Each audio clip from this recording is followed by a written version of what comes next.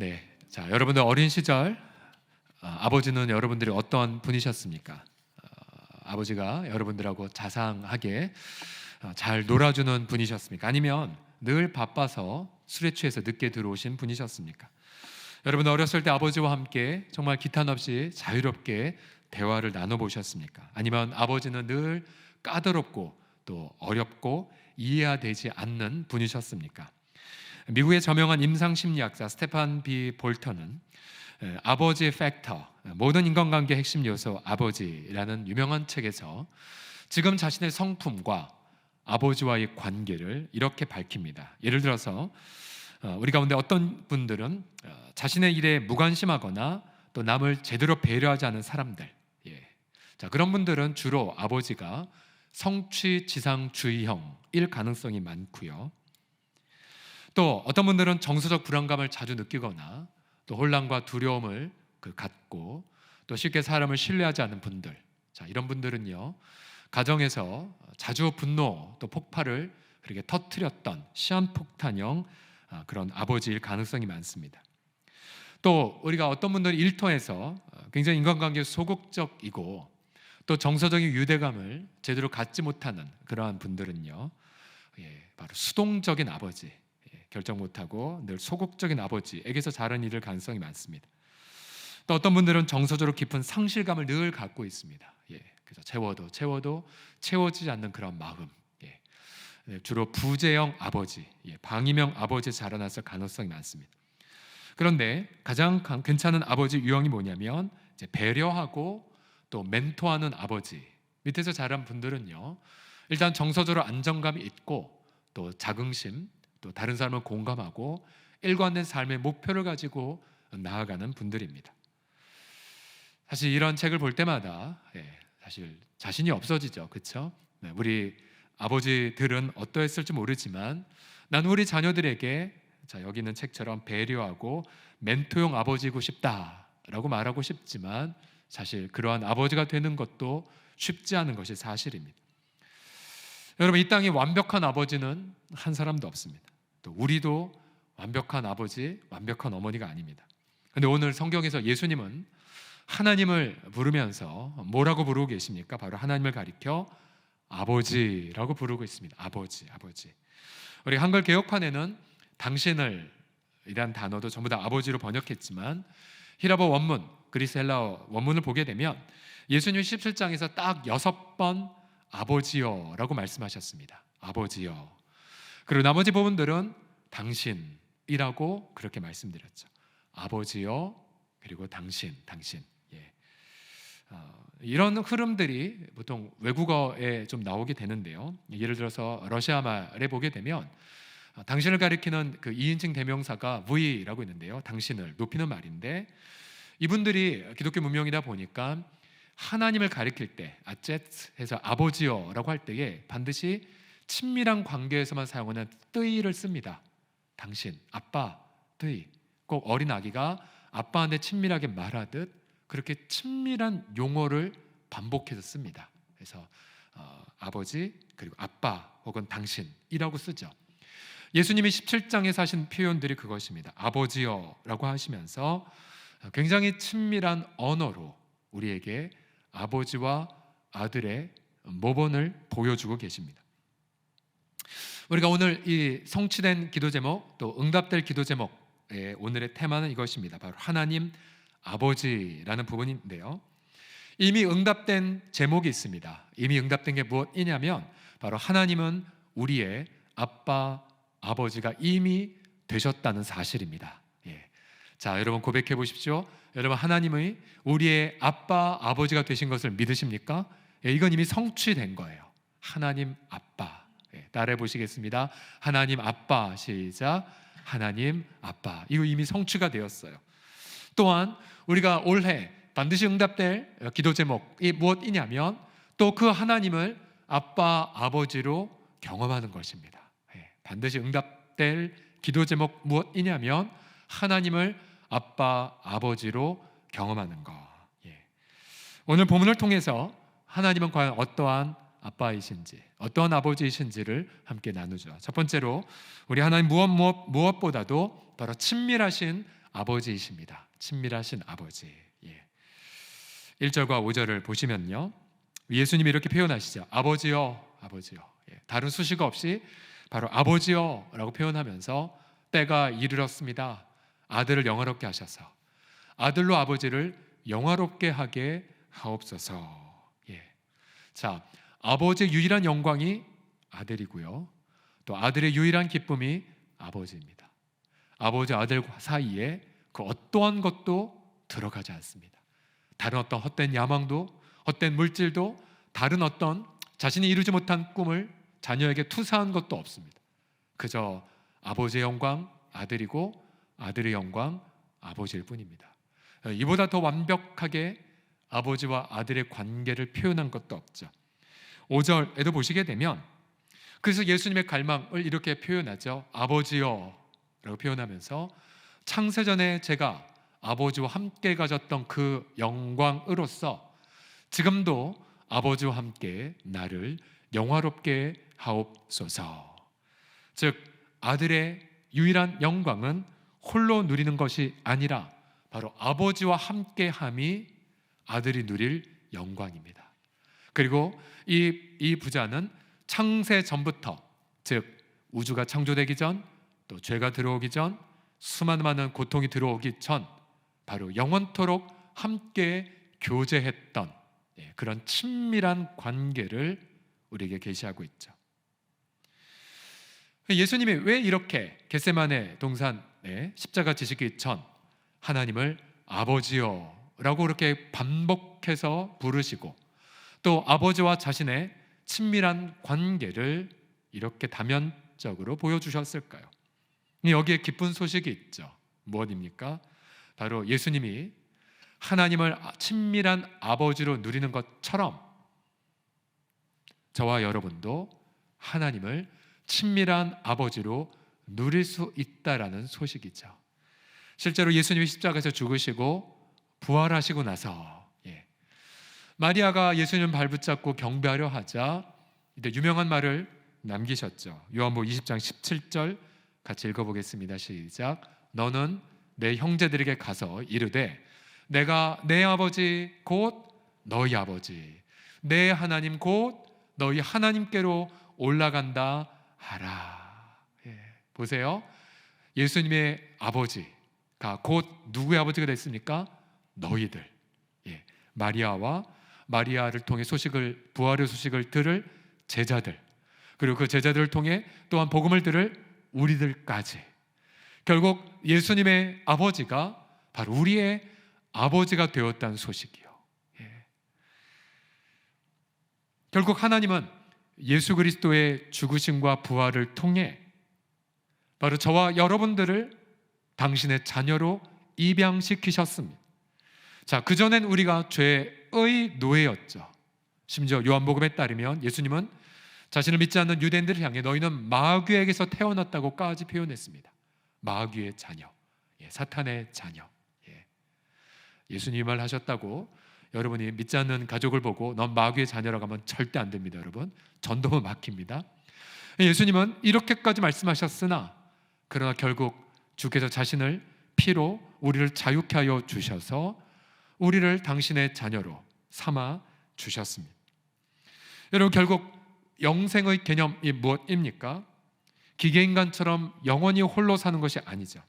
영생이란 이처럼 자기 아들도 아끼지 않고 내어주신 하나님과 친밀한 아버지 아들의 관계를 영원토록 누리는 거죠. 제한 없이 누리는 것.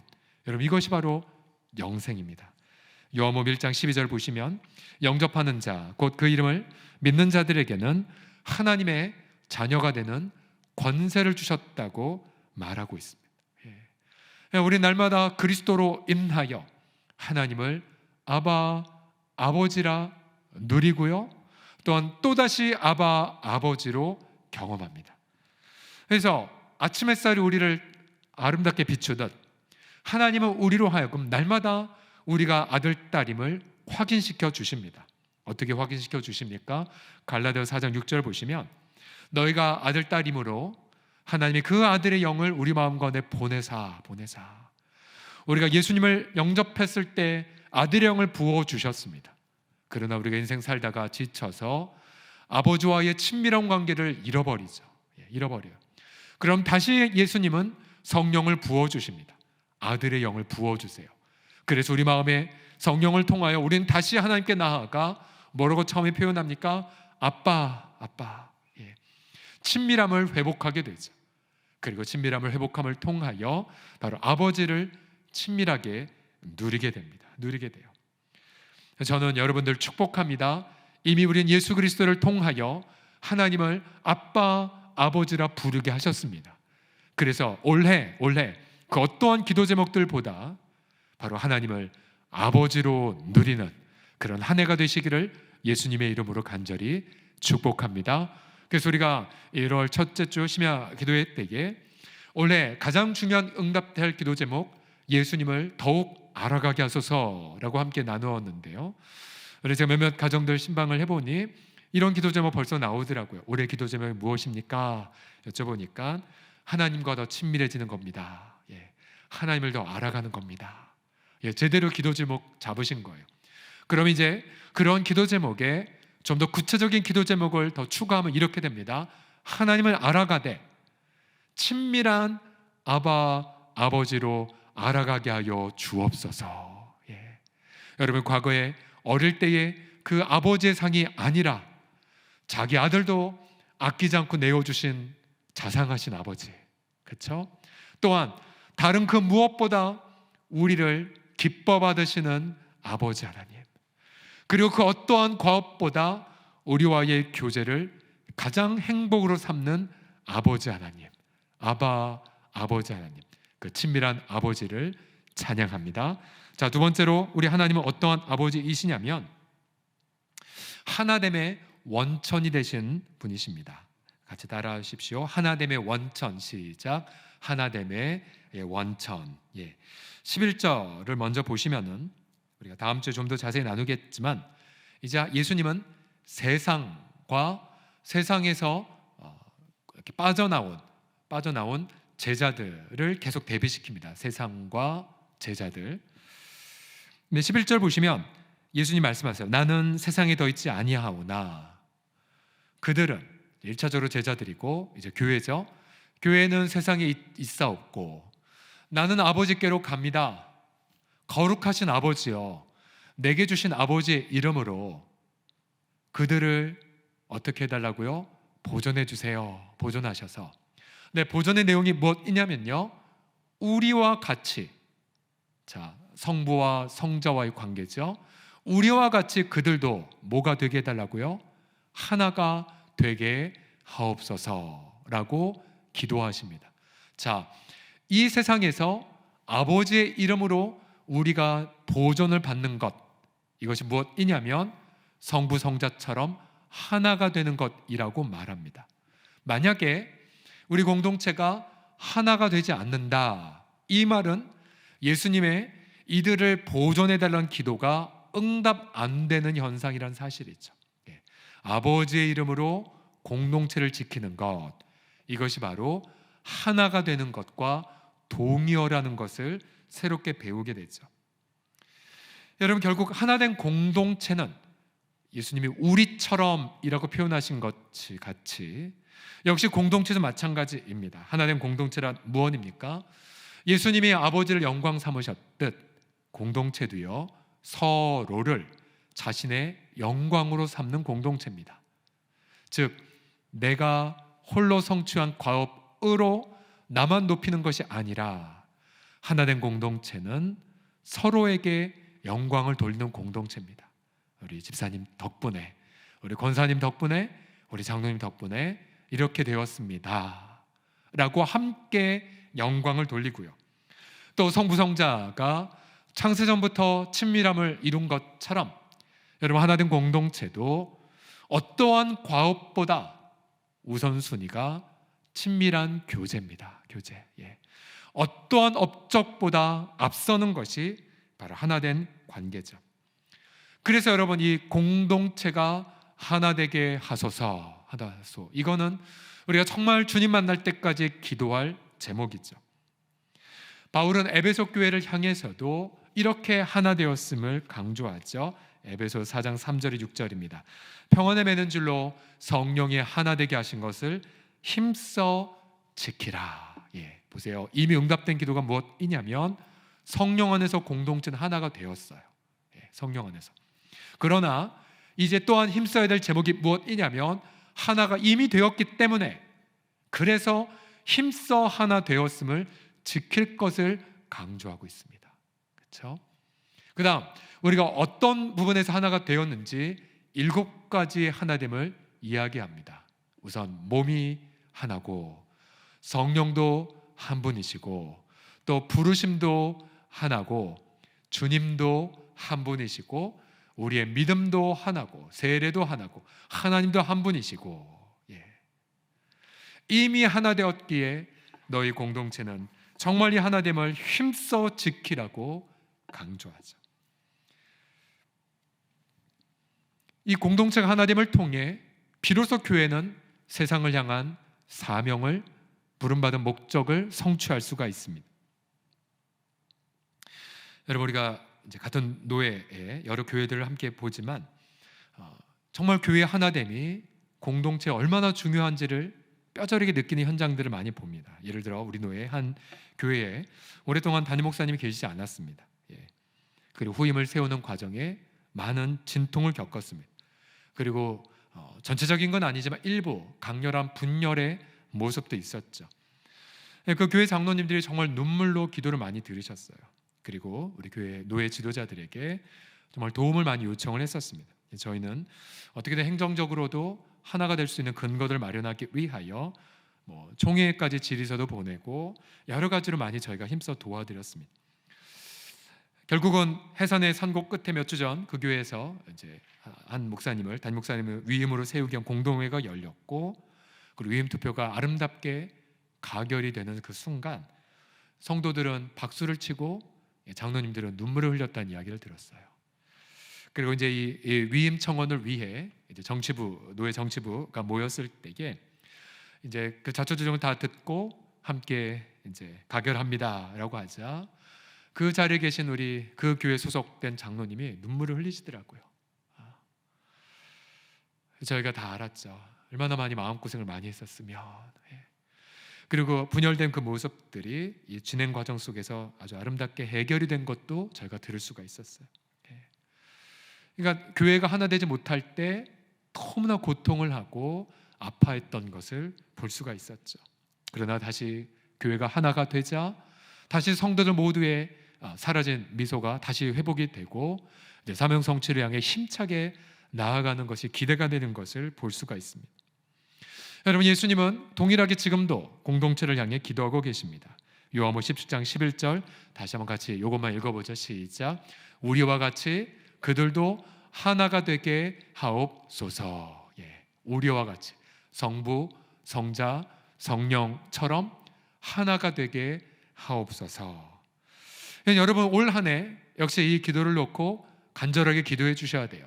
우리 공동체가 하나된 많은 열매와 간증이 있지만 여러분, 그것은 과거일 뿐 다시 2022년도를 앞두고 올 한 해 남은 약 11개월의 기간 동안 하나님 정말 이미 하나 되게 하신 것 우리가 힘써 지키게 하여 주시옵소서라고 간절하게 기도하셔야 됩니다. 자, 예를 들어서 우리 당회원들이 더욱더 하나가 되게 하여 주옵소서 계속 기도하셔야 되고요. 또 우리 교육자들도 부르심의 한 소망 안에서 더욱더 하나가 되게 하여 주옵소서. 또 우리 믿음 소망 사랑 우리 새 공동체들 또한 우리 지역 장로님들, 또 우리 목사님들, 또 우리 마을장님들 주님 안에서 하나가 되게 하여 주옵소서 기도하셔야 돼요. 또 우리 다음 세대 공동체, 우리 교육위원회 우리 장로님과 더불어 우리 주일마다 계속 우리 선생님들 방문하며 기도 제목 듣고 있는데요. 우리 영화부터 시작해서 우리 고등부까지 우리 8개 공동체가 성령 안에서 하나가 되게 하여 주시옵소서. 우리 교육자 또 우리 부장부 감단들 정말 주님 안에서 뜨겁게 하나가 되게 하여 주옵소서 기도하셔야 되고요. 또 우리 청년 공동체가 여호수아 세대를 이루어 정말 말씀 안에서 하나가 되게 하여 주옵소서라고 기도하십시오. 또 우리 전체 공동체가 전 세대가 또 세교우든 또 우리 시니어 어르신들 하나가 되게 하여 주소서 기도하시고요. 더 나아가 우리가 속한 동부시찰이나 또 서울 노예 약 63개의 교회 또한 하나가 되게 해달라고 이렇게 교회를 위해서 간절하게 기도하시기를 바랍니다. 또한 교회뿐만 아니라 우리 가정도 마찬가지죠. 우리 부부가 하나가 되게 하여 주옵소서. 혹시 2021년도에 부부싸움을 100회 했다면 하나님 2022년도엔 부부싸움이 99회로 줄어들게 하소서, 이렇게 기도하신다든지, 또 갈등 관계 있는 부부들이 아름답게 올해는 치유되게 하여 주옵소서. 또 우리 부모 자녀 또한 용납과 용서의 관계가 되게 하여 주옵소서.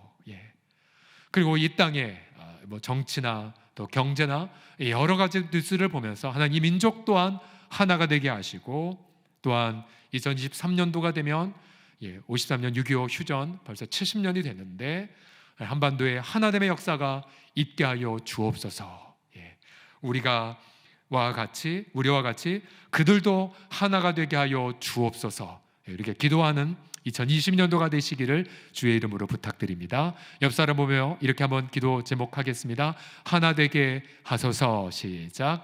하나 되게 하소서. 아멘, 아멘. 마지막으로 하나님 어떠한 아버지이시냐면요, 세상 치유의 시작을 하게 하신 아버지이십니다. 세상 치유의 시작. 자, 9절을 보시게 되면 내가 그들을 위하여 비옵나니 내가 비옵는 것은 세상을 위함이 아니요 내게 주신 자들을 위함이니이다. 그들은 아버지의 것이로소이다 라고 기도하십니다. 자, 여기서 좀 더 질문이 떠오릅니다. 왜 예수님은 세상을 위해 기도하지 않으시고 왜 교회를 위해 기도하실까?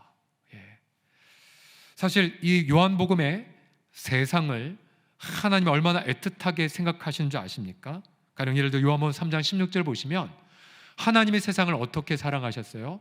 이처럼 사랑하셔서 독생자를 주실 만큼 사랑하셨어요. 그 세상. 근데 그 세상을 위해 기도하지 않으신대요.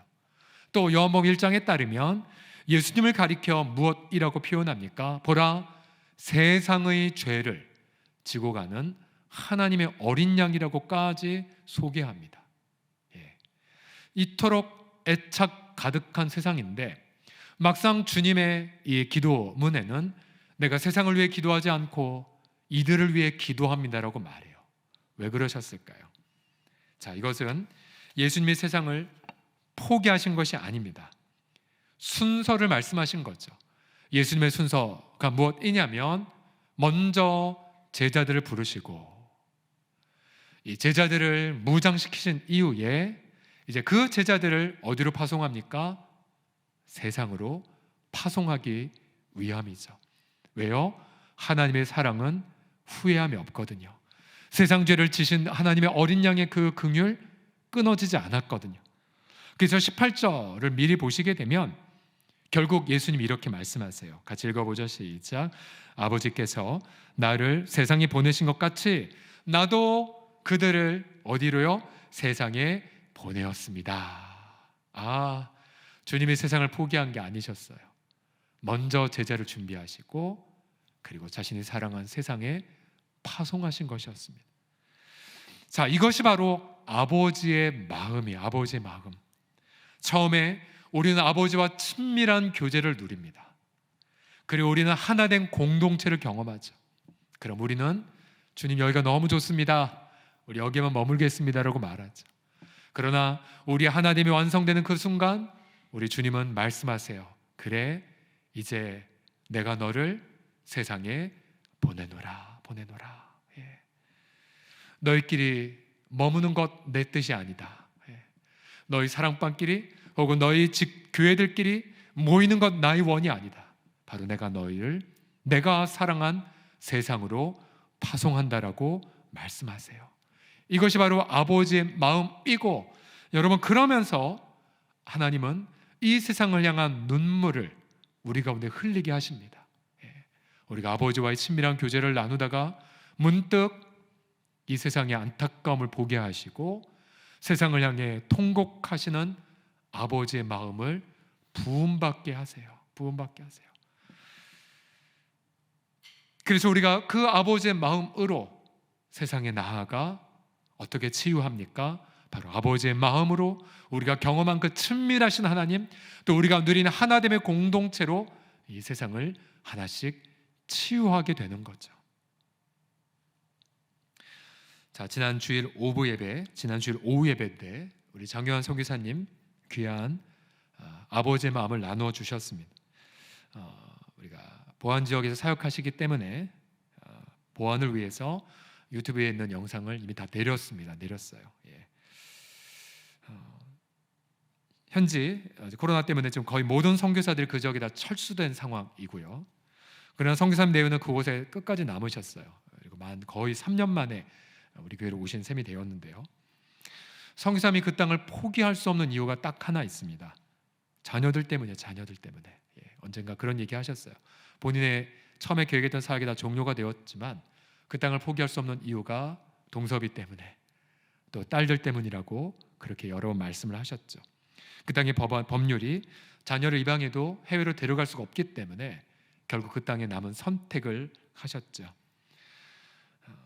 선교사님 내에는 자녀가 없지만 그러나 그곳에서 북한을 탈출한 자녀들의 부모가 되셨습니다. 이번에 사모님이 못 오신 이유 설교에서는 얘기 안 하셨지만 이 부부가 입양한 딸이 시집을 갔고요, 아이를 낳았어요, 지난달에. 그래서 할머니가 되셔서 그 손주 키우느라 사모님은 오지 못하셨어요. 그리고 선교사님만 오신 것입니다. 선교사님도 설교 시간에 고백을 했지만 선교사님의 가장 큰 고통은 바로 동섭이에 대한 아픔입니다. 우리가 몇몇 분은 들으셨겠지만 이 동섭이가 어릴 때 가정에서 엄청난 학대와 방임의 학대를 받았거든요. 어릴 때. 선교사님이 결국 고향원 사역을 하셨을 때 동섭이 5살 때 이제 만난 셈이었는데, 결국 그 아이가 너무나 큰 충격과 학대 속에서 마음과 정신이 다 깨어져 무너졌던 것이죠. 지금 이제 나이가 26살쯤 되었지만 여전히 그 정신질환에서 벗어나지 못하고 있습니다. 결국은 지금은 정신병원에 감금을 한 그런 상황이죠. 감금을. 그러니까 그게 이제 선교사님 늘 고통이라고 말씀을 하십니다. 얼마나 고통이 크냐면 마치 야곱이 요셉을 잃었다고 여겼을 때에 내 흰머리로 음부에 내려가는 것 같다라고 했던 그 심경이라고 말했고요. 또 이런 표현도 하셨죠. 만약 내가 이렇게 해서 천국에 간다 한들 내 아들 구원하지 못해놓고 무슨 천국의 기쁨이 있겠습니까? 라는 이 고백을 서슴없이 하셨죠. 마치 바울이 유대인 가족을 구원하지 못하면 그리스도에서 저주를 받아 끊어질지라도 원하는 바가 가족 구원이라고, 동족 구원이라고 말한 것과 마찬가지 심경. 또 모세가 자기 이름 생명책에 지워줘도 좋으니 이스라엘 백성을 용서해달라고 했던 애절한 심경과 동일한 고백을 선교사님이 그렇게 눈시울과 함께 흘리고 계십니다. 이제 다시 그 땅에 들어가시면 가까운 곳으로 병원을 옮겨서 면회도 자유롭고 좀 그렇게 하길 원한다라고 기도정을 말씀하셨습니다. 자, 이게 바로 아버지의 마음이에요. 아버지 마음. 아마 이 선교사님 우리 공동체에서 자란 분이기 때문에, 고 장국본 장로님의 아들이시기 때문에 어린 시절 어떻게 사셨는지, 또 목회자가 되려는 마음 전혀 없으셨고 그냥 똑같은 사업가로 그렇게 미국을 가셨다가 은혜를 받아 이렇게 선교사가 되신 것, 여러분은 그러한 그의 과거 여정을 잘 아실 것입니다. 근데 어느덧 이분은 아버지의 마음을 지키며 정말 그 불모지에서 그렇게 아버지의 마음을 지키는 자로 남아 계시다는 그 사실. 제가 청년부 설교하고 나중에 영상을 이제 개인적으로 보면서 정말로 많은 그런 도전과 은혜를 받았습니다. 아버지의 마음이구나. 우리 서울홍성 공동체가 들어야 할 정말 선지자적인 마음이 바로 여기 있구나. 성경에서 몇 가지 말씀 더 하셨죠. 영과 진리의 예배가 무엇이고, 또한 하나님의 언어로 이 세상을 해석하는 묵상에 대한 것도 강조를 하셨죠. 저는 그런 생각이 들었어요. 그럼 선교사님이 흘리는 이 눈물의 의미가 무엇일까? 눈물의 의미. 그러니까 두 분 때문에 이런 건 아닌데도 불구하고 사모님과 선교사님 마음에는 자책감도 많으시더라고요. 전혀 두 분 때문에 동섭이가 이런 게 아닌데도 이게 아버지의 마음이잖아요. 아버지의 마음. 자신이 잘못한 건 아니지만 자녀를 하나님 앞에 무한히 책임지고 싶은 마음, 차라리 자신이 잘못되어도 아들이 잘 회복되길 원하는 그 갈망. 근데 저는 그런 아버지의 눈물 속에 우리는 역으로 그 아버지의 마음을 듣자, 여러분 뭘 느끼셨습니까? 저는 그 마음을 느끼면서 제 마음이 회복되는 걸 느꼈어요. 역설적이죠. 그리고 이게 진짜 아버지의 마음이구나. 결국 한 아들을 놓고 우는 아버지의 그 마음 때문에 그 마음을 보는 우리들의 마음은 회복이 되고 있어요. 회복이 되고 있어요. 근데 저는 그러한 기도를 하게 되었어요. 만약 그 회복의 분량이 채워지게 되면 이제 그 동섭이 회복을 위해 우리도 함께 눈물을 흘릴 것이고요. 그래서 선교사님 홀로 우는 것이 아니라 우리도 함께 눈물을 흘려 우리도 함께 그 아픔에 동참하여 마침내 우리의 분량이 채워지는 날, 눈물이 채워지는 날 그 아들이 완전히 회복될 것이라는 소망을 갖게 되었어요. 아버지의 마음, 아버지의 마음. 결국 우리가 이 땅에 살아가면서 하나님 앞에 정말로 구해야 될 것, 이 아버지의 마음이죠. 자기 아들도 아끼지 아니하시는 그 마음, 아들을 통해 영원히 영광을 받고픈 그 마음, 그리고 저와 여러분 또한 또 다른 그 아버지 마음의 통로가 되어 동일한 마음으로 나의 가장 소중한 걸 아브라함, 이삭 포기하듯 내려놓고 바로 그곳에서 아버지의 눈물의 흘림을 통해 또 다른 사람을 살리는 그 감격. 그래서 우리 사랑하는 지체들이 올 한 해 그 아버지의 마음으로 충만하시고 올 한 해 그 아버지의 마음으로 내가 파송받는, 내가 만나는 사람들을 살리시는 그런 귀한 친밀한 아버지의 은혜를 누리시는 저와 여러분 다 되기를 예수님의 이름으로 간절히 축복합니다.